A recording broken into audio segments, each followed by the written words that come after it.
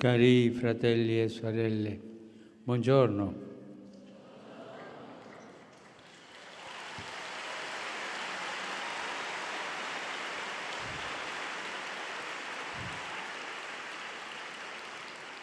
Si sente il caldo? No? Ci fu un tempo in cui le chiese erano orientate verso l'est. Si entrava nell'edificio sacro da una porta aperta verso occidente e camminando nella navata si dirigeva verso oriente.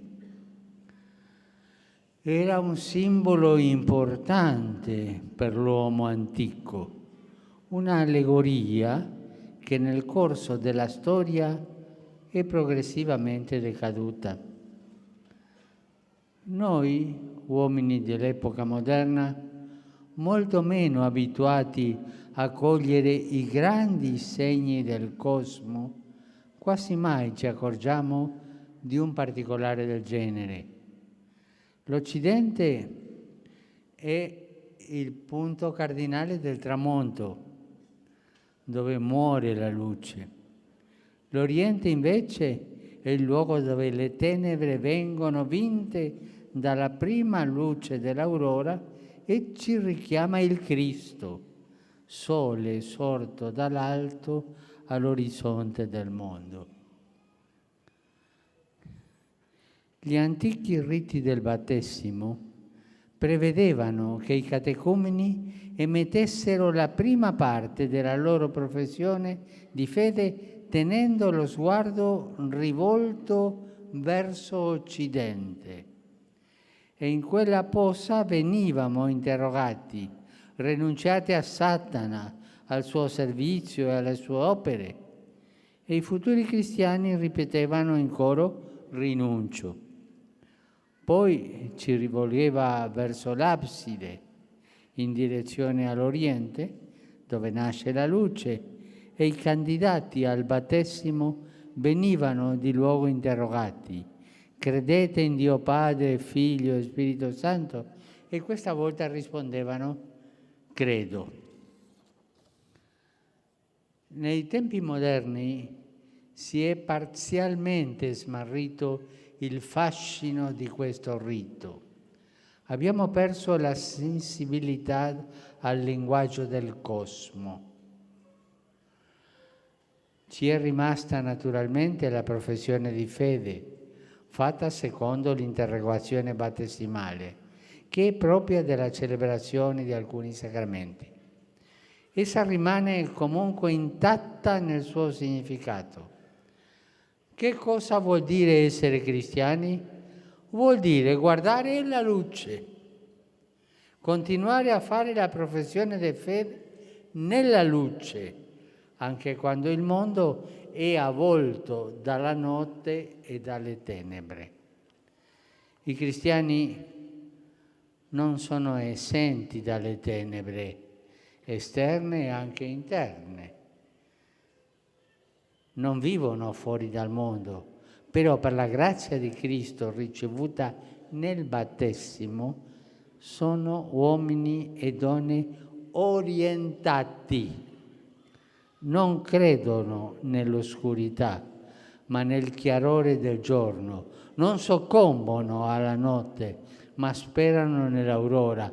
Non sono sconfitti dalla morte, ma anelano a risorgere.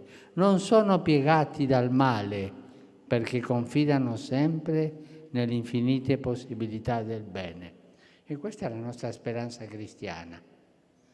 La luce di Gesù, la salvezza che ci porta a Gesù con la sua luce e ci salva dalle tenebre.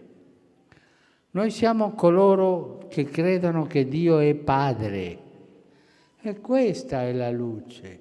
Non siamo orfani, abbiamo un Padre e il nostro Padre è Dio. Crediamo che Gesù è sceso in mezzo a noi, ha camminato nella nostra stessa vita, facendosi compagno soprattutto dei più poveri e fragili. Questa è la luce. Crediamo che lo Spirito Santo opera senza sosta per il bene dell'umanità e del mondo, e perfino i dolori più grandi della storia verranno superati. Questa è la speranza che ci ridesta ogni mattina. Crediamo che ogni affetto, ogni amicizia, ogni buon desiderio, ogni amore, perfino quelli più minuti e trascurati, un giorno troveranno il loro compimento in Dio. E questa è la forza che ci spinge ad abbracciare con entusiasmo la nostra vita di tutti i giorni. E questa è la nostra speranza. Vivere nella speranza e vivere nella luce di Dio Padre, nella luce di Gesù Salvatore, nella luce dello Spirito Santo che ci spinge ad andare avanti nella vita. Vi è poi un altro segno molto bello della liturgia battesimale che ci ricorda l'importanza della luce. Al termine del rito ai genitori, se è un bambino, o allo stesso battezzato, se è adulto, viene consegnata una candela, la cui fiamma è accesa al cero pasquale. Si tratta del grande cero che nella notte di Pasqua entra nella Chiesa completamente buia per manifestare il mistero della resurrezione di Gesù. Da quel cero tutti accendono la propria candela e trasmettono la fiamma ai vicini. In quel segno c'è la lenta propagazione della risurrezione di Gesù nelle vite di tutti i cristiani. La vita della Chiesa, dire una parola un po' forte, la vita della Chiesa è contaminazione di luce. È contaminazione di luce. Quanto più luce di Gesù abbiamo noi cristiani, quanto più luce di Gesù c'è nella vita della Chiesa, più è viva la Chiesa. La vita della Chiesa è contaminazione di luce. L'esortazione più bella che possiamo rivolgerci a vicenda è quella di ricordarci sempre del nostro battesimo. Io vorrei domandarvi, quanti di voi si ricordano la data del proprio battesimo? Pensate, non rispondere perché qualcuno passerà vergogna. Pensate, io non la ricordo. Bene, oggi compiti a fare a casa, va dalla tua mamma, dal tuo papà, dalla tua zia, dello tuo zio, dalla nonna, del nonno e domandali qual è la data del mio battesimo e non dimenticarla più. Sta chiaro? Lo farete? Oggi imparare o ricordare la data del battesimo, che è la data della rinascita, è la data della luce, è la data nella quale, mi permetto la parola, nella quale siamo stati contaminati dalla luce di Cristo. Compito a casa, ricordare quale è stata la data del battesimo.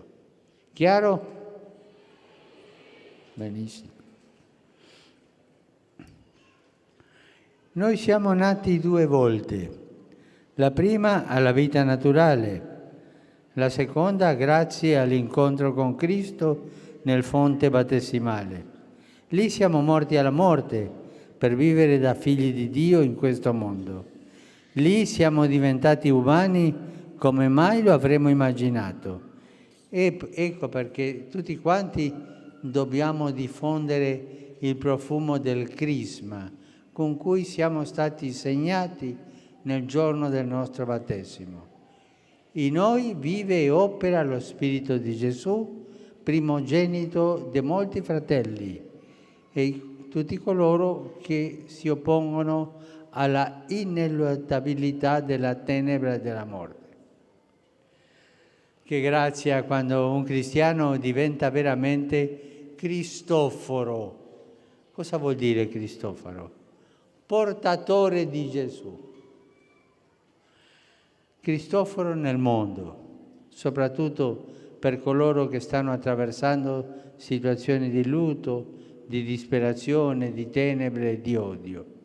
E questo lo si capisce da tanto piccoli particolari, dalla luce che un cristiano custodisce negli occhi, dal sottofondo di serenità che non viene intaccato nemmeno nei giorni più complicati, dalla voglia di ricominciare a voler bene andare quando si sono sperimentate molte delusioni.